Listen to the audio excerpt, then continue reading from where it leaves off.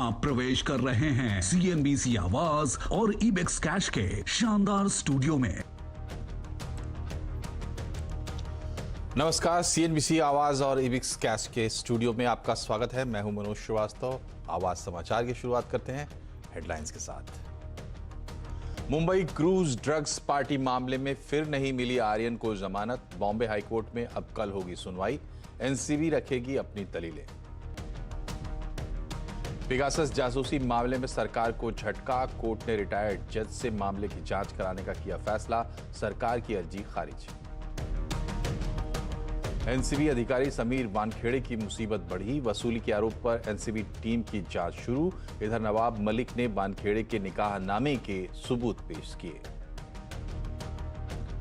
WHO ने फिर से टाली कोवैक्सीन की मंजूरी। भारत बायोटेक से मांगे कुछ और डेटा। इधर ओमान सरकार ने दी मान्यता। क्वारंटीन की भी शर्त नहीं। कोविड गाइडलाइंस के साथ 1 नवंबर से पूरी तरह दिल्ली में खुलेंगे स्कूल। ऑनलाइन का विकल्प भी खुला रहेगा। सावधानी के साथ सार्वजनिक जगहों पर छठ पूजा मनाने की इजाजत।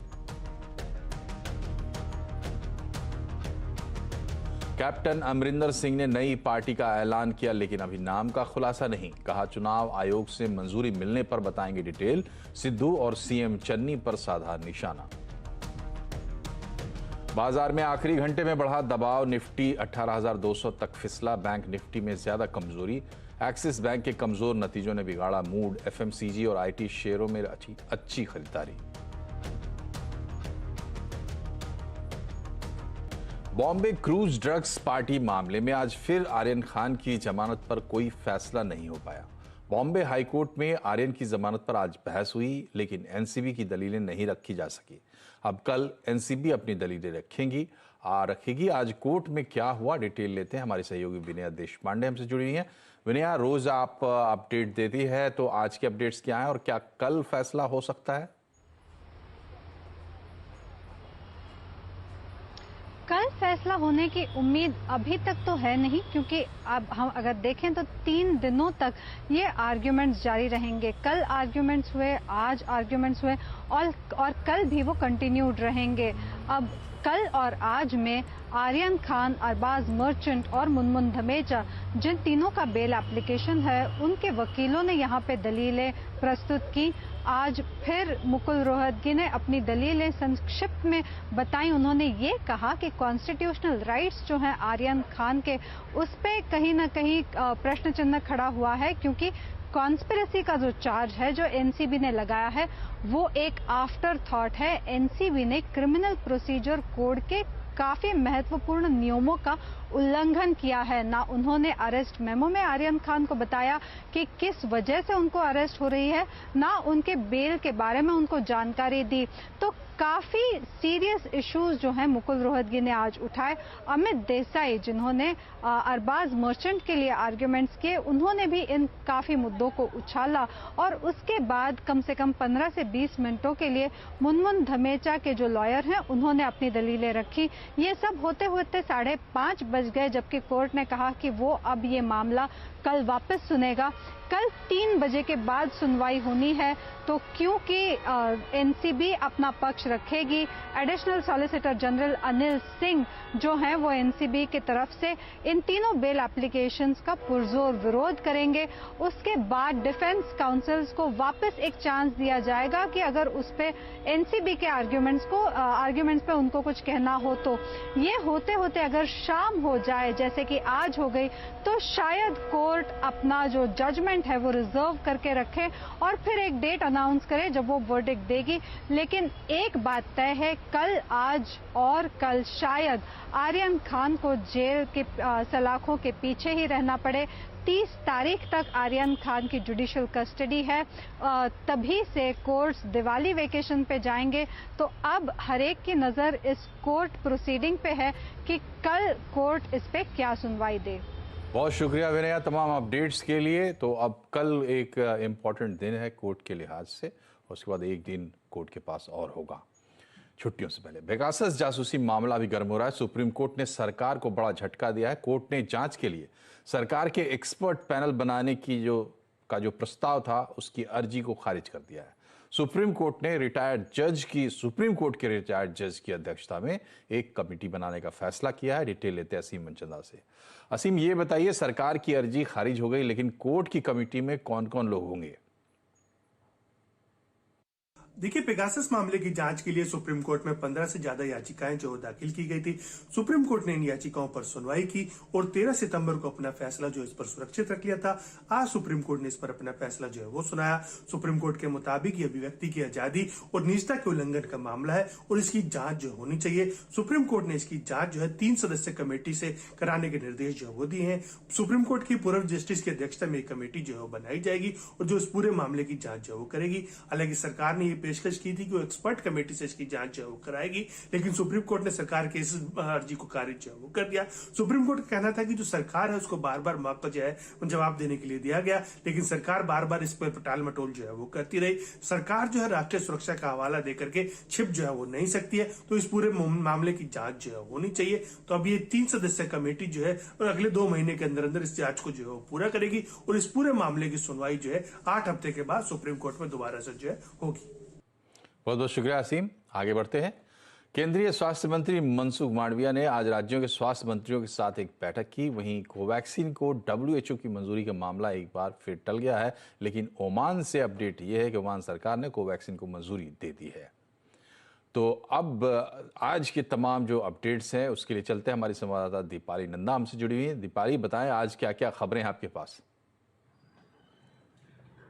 देखिए, अगर हम सबसे पहले एक अहम मीटिंग की बात करें तो जो आज स्वास्थ्य मंत्री मनसुख मांडविया ने की है सभी राज्यों और केंद्र शासित प्रदेशों के स्वास्थ्य मंत्रियों के साथ, फिलहाल ऑफिशियल रिलीज तो नहीं मिली है, लेकिन सूत्रों से हमें जानकारी मिल रही है कि स्वास्थ्य मंत्री की तरफ से सभी राज्यों को ये कहा गया है कि जिन लोगों का सेकेंड डोज पेंडिंग है उन्हें प्रायोरिटी पर लिया जाए, यानी कि जो सेकेंड डोज के बेनिफिशियरीज है उन्हें किसी भी तरह की कोई दिक्कत ना हो, आसानी से वैक्सीन मिले, इसका खास ख्याल रखा जाए।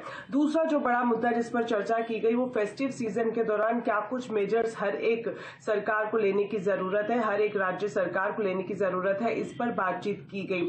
साथ ही साथ जो वैक्सीनेशन का प्रोग्राम चल रहा है और अभी जो इमरजेंसी फंड बनाने की बात की जा रही है उस पर भी राज्यों की राय ली गई है इस पूरी बैठक में। और इसके अलावा जो दूसरा अपडेट है वो वैक्सीन को लेकर ही है। कोवैक्सीन को लेकर फिलहाल जो हाल ही में मीटिंग हुई है WHO के टेक्निकल ग्रुप की, उन्होंने और ज्यादा एडिशनल इंफॉर्मेशन कोवैक्सीन यानी कि भारत बायोटेक से मांगे हैं और 3 नवंबर को फिर से जिस पर चर्चा की जाएगी। लेकिन इस बीच एक अच्छी खबर यह है कि ओमान की तरफ से कोवैक्सीन को अप्रूव्ड लिस्ट में जारी कर दिया गया है, यानी कि वो लोग जिन्होंने कोवैक्सीन लगाई है वो बिना क्वारंटीन की शर्त के ओमान मस्कट जा सकेंगे। तो ये बड़ी राहत है, लेकिन इसके लिए ये जरूरी है कि अगर आप मस्कट जा रहे हैं तो 14 दिन पहले आपको पूरी तरह से वैक्सीनेट होना, यानी कि कोवैक्सीन की दोनों डोजेस लेना जरूरी है। मैं आपको बता दूं कोविशील्ड पहले से ही ओमान की अप्रूव्ड लिस्ट में है।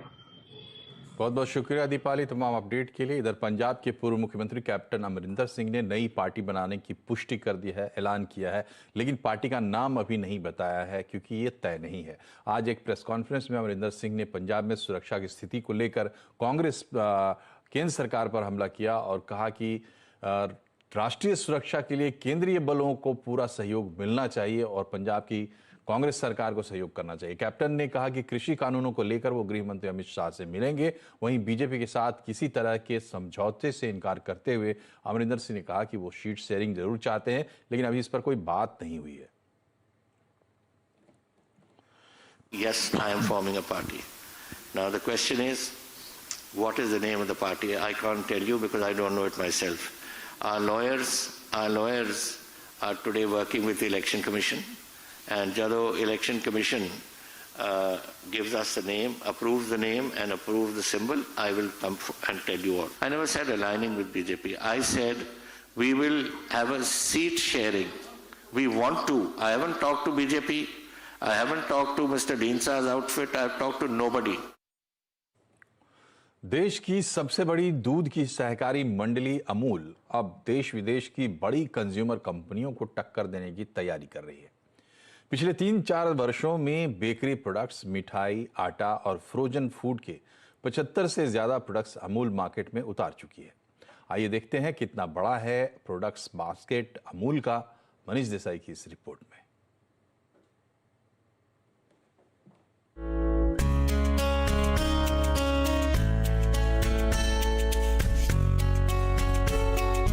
दूध और दूध से जुड़े दही, चीज, पनीर और बटर जैसे प्रोडक्ट सालों से अमूल की पहचान रहे हैं, लेकिन अब अमूल ने मिठाई, हेल्थ ड्रिंक्स, आटा और तेल जैसे प्रोडक्ट भी बाजार में उतारे हैं। इतना ही नहीं, अमूल ने फ्रोजन फूड की रेंज भी गुजरात मार्केट में उतारी है, जिसमें समोसे, पराठे, आलू फ्राई जैसे 10 से 12 प्रोडक्ट शामिल हैं। फ्रोजन वैल्यू एडेड वेजिटेबल्स या अदर फ्रूट्स का हम अभी उसमें ज्यादा पढ़ रहे हैं। फिर हमने कोरोना में देखा आटा का हमने पैकिंग करना शुरू किया, तो बहुत अच्छा चल रहा है, तो व्हीट फार्मर्स को उससे फायदा हो गया। फिर हमने हनी में शुरू किया, क्योंकि हमारे किसान अगर हनी का प्रोडक्शन करके उसको हम पैक करके दे तो रियल नेचुरल हनी कस्टमर को भी अच्छी प्रोडक्ट मिल जाएगा और हमारे किसानों को भी 2 पैसे ज्यादा मिल जाएंगे। कोरोना काल के दौरान अमूल ने अपने प्रोडक्ट्स में हालात के मुताबिक बदलाव भी किया। कंपनी ने हल्दी, तुलसी और अदरक के हेल्थ ड्रिंक्स लॉन्च किए, तो अपनी मिठाई की पैकिंग को ऐसा बनाया कि वो जल्दी खराब ना हो। मिठाई में सबसे ज्यादा प्रॉब्लम थी शेल्फ लाइफ की, कि हफ्ते 10 दिन में खराब हो जाती थी। तो हमने उसमें टेक्नोलॉजी का इनोवेशन करके अभी मिठाई का ऐसा पैकिंग डेवलप किया कि 45 दिन तक रूम टेम्परेचर पे आप मिठाई रखेंगे, खोए की बर्फी हो, पेड़ा हो, कलाकंद हो, तो वो खराब नहीं होगा। तो हमने कम से कम अभी 15 से 20 वेराइटीज ऑफ फ्रेश मिठाई लॉन्च की है। नए प्रोडक्ट्स के जरिए पिछले 1 साल में अमूल ने अपनी बिक्री में 10% का इजाफा किया है। कंपनी को उम्मीद है कि अगले 2-3 साल में और बेहतर ग्रोथ दिखाई देगी।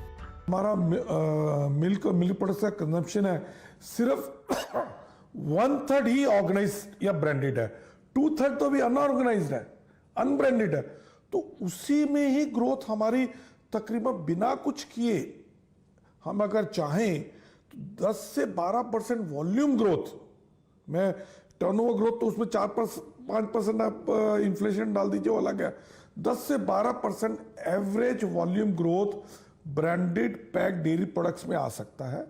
चाहे चॉकलेट हो या हेल्थ ड्रिंक हो, आटा हो या खाने का तेल हो, फ्रोजन फूड हो या फिर बेकरी के कोई भी प्रोडक्ट्स हो, जिस तेजी से अमूल अपने पंख फसार रहा है, आने वाले समय में देसी कंपनी हो या मल्टीनेशनल कंपनियों को तगड़ा कंपटीशन अमूल से मिलना है, ये बात तय है। मनीष देसाई, आनंद। अभी एक छोटा सा ब्रेक के बाद बाजार की बात, बने रहिए हमारे साथ।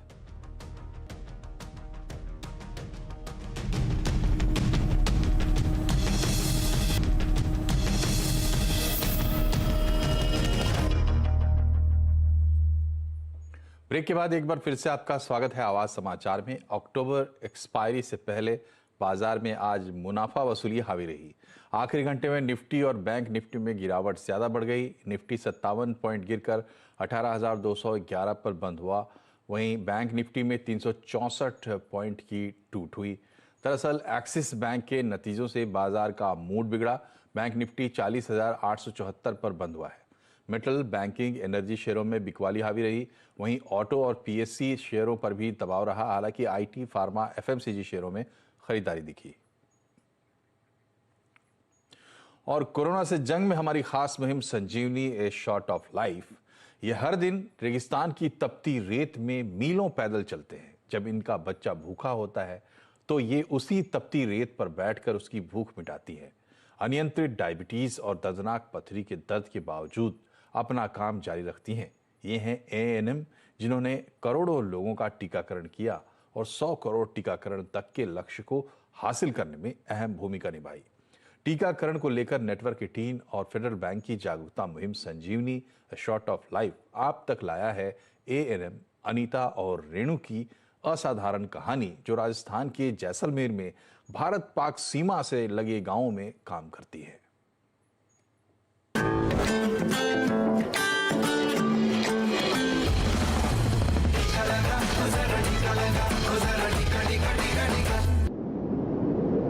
थार रेगिस्तान जो दुनिया की कुछ सबसे दुर्लभ जगहों में से एक है। यहाँ की झुलसा देने वाली गर्मी, थका देने वाले ऊंचे नीचे टीले, लेकिन 32 वर्षीय रेणु इनके आगे भी नहीं रुकती। रेणु एक एएनएम है जो राजस्थान के फ्रंटलाइन स्वास्थ्य कर्मियों में से एक हैं। इनका काम लोगों का टीकाकरण करना है। पाकिस्तान की सीमा से सटा करदा जैसलमेर के सबसे दूर दराज के गाँव में से एक है। सर पूरी परेशानी झेलनी पड़ती है, पैदल चलना पड़ता है, रेगिस्तान में गाड़ियों में घर घर घूमना पड़ता है, लोगों को मोटिवेट करना पड़ता है, समझाना पड़ता है, तब जाके वो कोविड का वैक्सीन लेते हैं। 12 किलोमीटर दूर पोछीना गांव में एक और एएनएम अनीता शर्मा लोगों को जानलेवा वायरस से बचाने के लिए टीका लगाने पहुंची हैं। लेडीजें तो लगभग अनपढ़ ही हैं, फिर वो समझती नहीं है कि वैक्सीन लगवानी है। वैक्सीन के लिए बड़ी मुश्किल से उनको मनाना पड़ता है। ये दोनों ही महिलाएं असाधारण हैं। रेनू अपनी स्वास्थ्य समस्याओं के बावजूद बिना रुके काम करती हैं। यहाँ का पानी अलग होने से आपको किडनी स्टोन भी हो गया है? किडनी स्टोन भी हो गया सर, डायबिटीज भी है। अचानक ही अनीता को बीच में रुकना पड़ा। उनकी बेटी भूखी है, वो वहीं रुकती है और रेत पर बैठकर अपनी 9 महीने की बच्ची जानवी को दूध पिलाती है। वहीं रेनू एक गांव में पहुंच गई हैं, जहां अब वो लोगों का टीकाकरण करेंगी। यहाँ पे उन्होंने ऊँटों के ऊपर जाके वैक्सीनेशन किया है, जो कि एक तरीके से जो नॉर्मल इंसान सोच भी नहीं सकता है। मतलब आप एसी में बैठ के कोई काम कर रहे हो और कोई ऐसे इतना तेज टेम्परेचर, जो कि असल में कहें तो 50 डिग्री प्लस होता है। दोनों ही गांव में लगभग 100% आबादी को टीके की पहली खुराक लगा दी गई है। अपने काम से बढ़कर समर्पण दिखाने वाली इन महिलाओं को संजीवनी सलाम करता है। ये है हमारी संजीवनी चैंपियन। हमें ये काम तो करना ही है, लोगों को जागरूक करना है, 100% वैक्सीनेशन भी कराना है सर। कुछ भी हो जाए तो हम करा के रहेंगे। हम कुछ ऐसे प्रयास करें जिससे कि मतलब किसी का भला हो सके, कुछ ऐसा करें देश के लिए।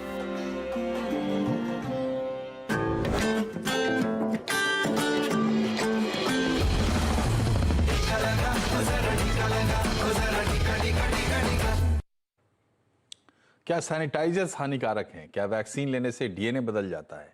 क्या इनसे कोरोना हो सकता है? ऐसे सवाल आपके मन में भी आते होंगे। अब ऐसे सभी सवालों के जवाब आप एक ही जगह हासिल कर सकते हैं। नेटवर्क 18 और फेडरल बैंक की संजीवनी कैंपेन के तहत एक व्हाट्सएप हेल्पलाइन लॉन्च की गई है। 7977773753। इस नंबर पर आपको अपने सवाल भेजने हैं और व्हाट्सएप पर ही आपको जवाब मिल जाएगा। हमें भेजिए अपना सवाल और आपको मिलेगा सही जवाब।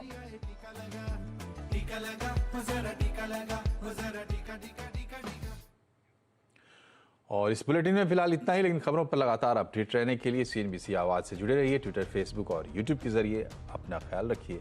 नमस्कार।